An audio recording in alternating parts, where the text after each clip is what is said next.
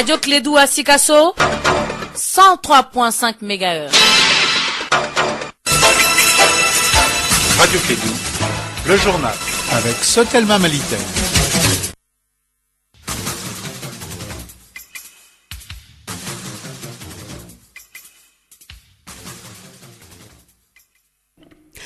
Mesdames et messieurs, bonjour, merci de votre fidélité. Il est 13h01 dans le studio Djilibaba Sissoko. Bienvenue dans ce 13h. Les titres: face à l'insécurité grandissante au Mali, toutes les régions seront bientôt désenclavées, a déclaré le Premier ministre malien lors de sa visite à Tombouctou. Selon lui, un ambitieux programme d'infrastructure économique et de développement est sur la table du gouvernement.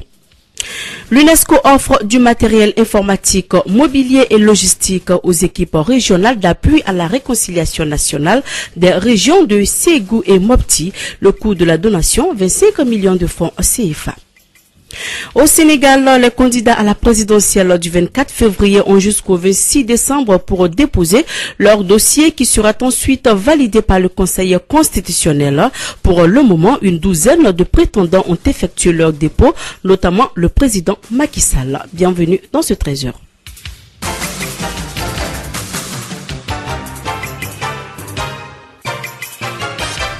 Le Premier ministre malien a effectué vendredi et samedi une visite dans la ville de Tombouctou. Il a inauguré au sein du camp Fort Cheikh Sidi Bekay de Tombouctou l'extension rénovation de l'infirmerie dont la capacité passe de 4 à 18 lits.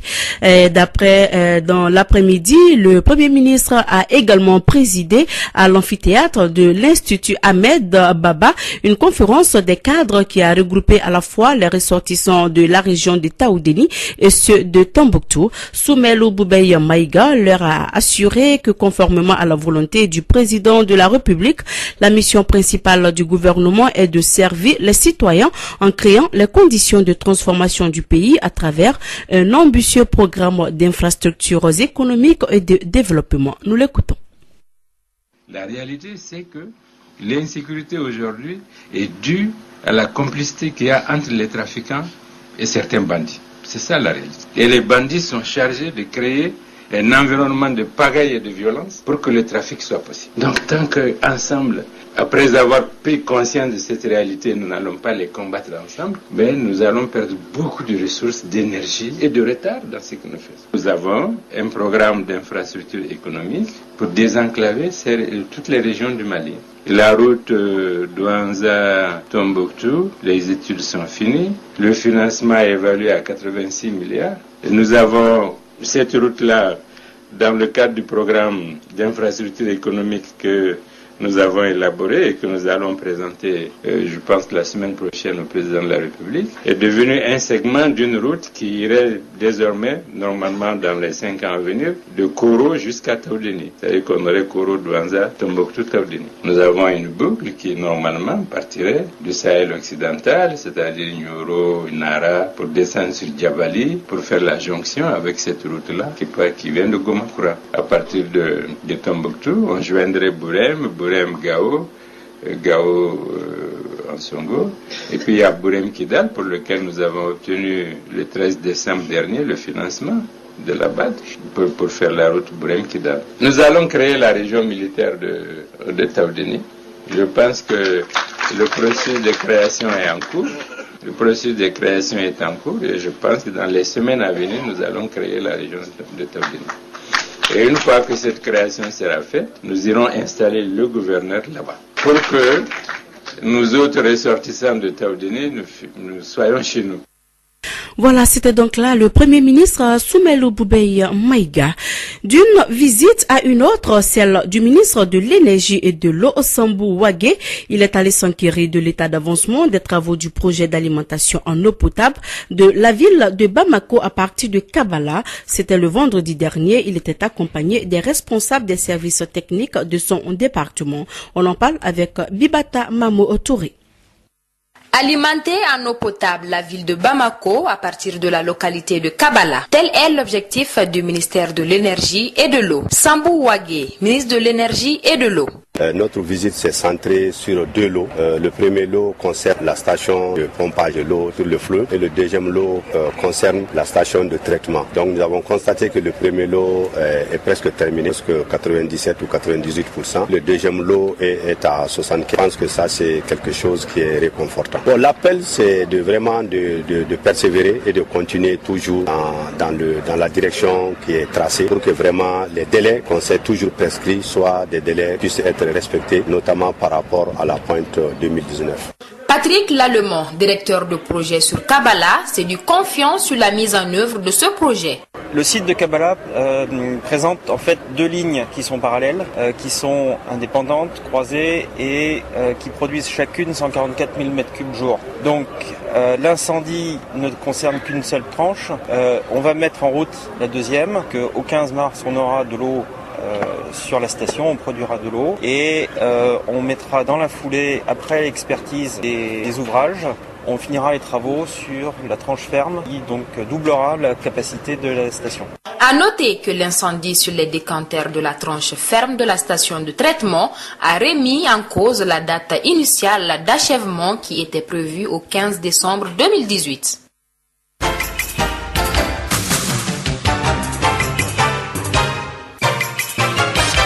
Le processus de réconciliation politique semble être en panne. L'opposition réunie autour du chef de file de l'opposition, Soumaïla Cissé, rejette toujours la victoire d'Ibrahim Boubacar Keïta à la présidentielle de juillet dernier et les efforts de dialogue entrepris par le gouvernement ne donnent toujours rien. C'est ce que nous dit Kassim Traoré. Le challenger du président Ibrahim Boubacar Keïta ne reconnaît pas toujours la réélection du chef d'État malien. Soumaïla Cissé et ses partisans mettent en cause les irrégularités lors du dernier scrutin. Chahana Takiou, directeur de publication du journal 22 septembre. En Afrique, il n'y a pas d'élection sans quelques difficultés. Il y a eu certes des difficultés, mais IBK a gagné proprement cette élection. Je pense que l'opposition actuelle incarnée par Soumaïla vraiment n'est pas dans une logique de rassemblement. IBK tend la main plusieurs fois, des tractations sont en cours pour que les fils du Mali puissent se mettre ensemble, travailler pour le pays. Malheureusement, l'URD de Soumaïla Cissé n'est pas dans cette logique. Depuis plusieurs semaines, l'opposition organise des manifestations dans les rues de la capitale. Ces derniers temps, la mobilisation a été faible. Alexis Kalambri, chroniqueur au quotidien de Djamana. Mais c'est important, je l'ai dit, tant que c'est une seule personne qui va toujours contester. Et ce que je retiens surtout du 9e congrès du discours de Soumaïla, c'est qu'il s'inscrit lui aussi dans le dialogue. Il dit il reconnaît qu'il n'y a pas d'alternative au dialogue politique. Il déplore le manque de dialogue, mais à la limite qu'on le prenne au mot, je pense, puisque lui-même reconnaît qu'il faut le dialogue. Le président a chargé le Premier ministre, Soumaïla Boubé Maïga, d'entreprendre le dialogue avec l'opposition. Cette tentative qui n'a pas encore abouti est soutenue par les leaders religieux et les dignitaires traditionnels de la capitale. Maître Chekoumar Konaré, avocat. Ils ont entamé des démarches dans le sens d'un dialogue entre le Soumaïla Cissé et Ibrahim Boubacar Keïta. Ibrahim Boubacar Keïta a renvoyé l'opposition à une rencontre avec son Premier ministre. Or, le problème, c'est que quelque temps auparavant, le Premier ministre avait demandé à rencontrer Soumaïla Cissé qui avait refusé de le recevoir. Alors, comment vaincre les réticences et organiser cette fameuse rencontre? Je pense que c'est sur ça. Pour le président de la coalition alternative citoyenne, si le statu quo est maintenu, il sera difficile d'entamer des réformes dans le pays. Mohamed Ag Agamani, ancien Premier ministre. Sachant bien que le gouvernement malien fait face à de multiples résistances contre les réformes et les procédures envisagées pour l'adoption de celles-ci par une grande partie de la population malienne et de la classe politique qui, dans sa majorité, observe une indifférence totale à la mise en œuvre de l'accord qu'elle considère comme l'affaire du seul pouvoir en place. Les leaders religieux et les dignitaires traditionnels de la capitale doivent rencontrer les deux parties cette semaine avant les fêtes de fin d'année. Du matériel informatique, mobilier et logistique pour un coût total de 25 millions de francs CFA ont été offerts aux équipes régionales d'appui à la réconciliation nationale des régions de Ségou et Mopti par l'UNESCO afin de les aider à bien jouer leur rôle dans les processus locaux de réconciliation. Écoutons Pierre Saï, il est responsable secteur éducation UNESCO. Il est au micro de Mariam Kamara. L'objectif de cette remise justement de matériel informatique mobilier était de renforcer les capacités des ERAR. Les ERAR, c'est les équipes régionales d'appui à la réconciliation nationale, afin que ces équipes puissent être fonctionnelles au niveau justement de ces différentes régions. Ça, c'est une petite chose. Mais le vrai, c'est le renforcement de capacités. Comme le dit l'acte constitutif de l'UNESCO, les conflits naissent dans les têtes, dans les esprits. Et donc c'est à ce niveau-là aussi qu'il faut justement créer les défenses pour la paix. Nous faisons des renforcements de capacité de ces équipes-là afin de les rendre fonctionnelles, afin qu'eux aussi puissent approcher les communautés, dialoguer avec elles pour justement avoir cette cohésion, se vivre ensemble recherchée par l'ensemble du Mali. Restons dans nos régions, précisément à Ségou, pour parler d'une journée de salubrité initiée par l'association malienne pour la concorde, l'éducation et la culture islamique. L'initiative consistait à nettoyer les alentours du cimetière de Dassalam de Ségou, une activité qui a bénéficié de l'accompagnement de la mairie de la dite ville. Douba Dambélé, notre correspondant depuis Ségou, était de cette journée de salubrité. Compte rendu. Sous des chants des élèves des écoles coraniques, des bruits des mentions de bennes, les membres de l'association malienne pour la concorde de l'éducation et de la culture islamique, ainsi que leurs élèves de Médersa, ont assaini les alentours des quatre côtés du plus grand cimetière de Ségou. Seydou Daou, membre de l'association initiatrice. Nous venons de célébrer Mauloud et nous pensons que la célébration de Mauloud ne devrait pas s'arrêter seulement aux prêches. Nous avons décidé de passer à cette action de salubrité afin de donner un environnement sain à tous ceux qui sont dans les alentours du cimetière de Ségou. Et nous pensons que la salubrité est une très bonne chose. C'est pourquoi nous avons décidé d'aller dans ce sens.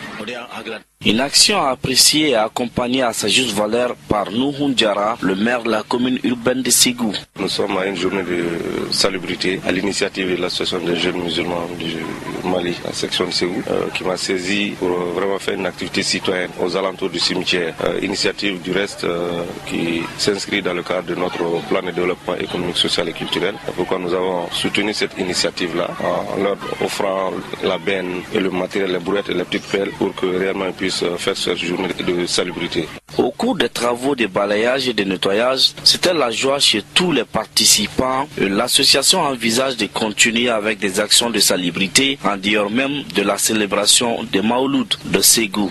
Douba Dambélé pour la radio Clédou.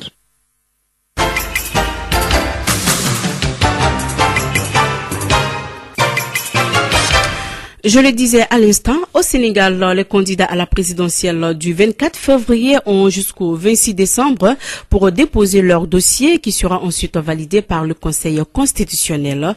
Pour le moment, une douzaine de prétendants ont effectué leur dépôt, notamment le président Macky Sall, l'ancien premier ministre Idrissa Seck ou encore la figure montante de la politique sénégalaise Ousmane Sonko. Deux candidats vont le faire donc ce lundi, deux cas particuliers car ils seront absents mais solidaires. Il s'agit de Karim Wade et Khalifa Sall. En République démocratique du Congo, à une semaine des élections, Martin Fayoulou, candidat de la coalition Lou Mako, appelle ses partisans à ne pas boycotter les élections. Pierre Lumbi, son directeur de campagne, a été chargé de fixer l'opinion sur la position de la coalition en ce qui concerne la suite du processus électoral. Et puis, au Bénin, le parti des forces choristes pour un Bénin émergent réagit à l'arrestation de son deuxième secrétaire exécutif adjoint. Il s'agit de Komi Kouché dans un dossier lié à sa gestion en qualité de patron du Fonds national microcrédit.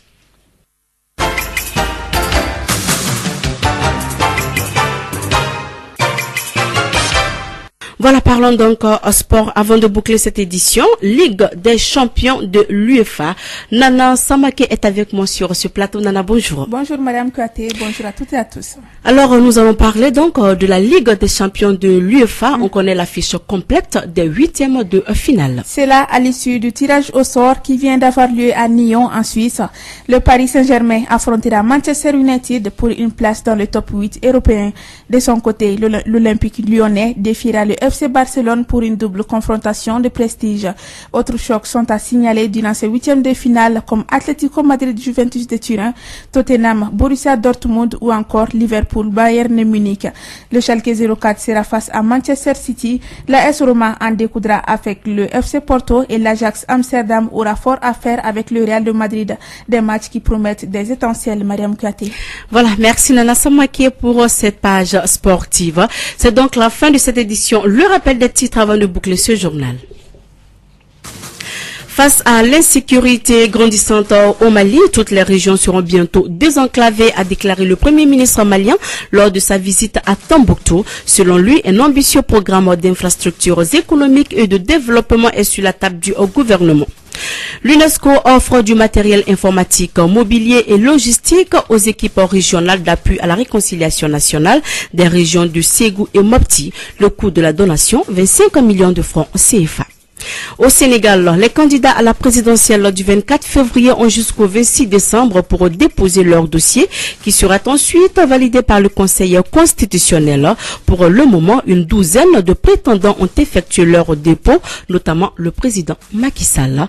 Voilà, c'est donc tout pour cette édition. Merci à vous de l'avoir suivi. Présentation Mariam Kouyaté, partie technique Fatou Fall. Et je reste toujours avec vous pour votre chronique électe. Radio Kédou, le journal avec Sotelma Malitaire. Ici, Radio Kédou.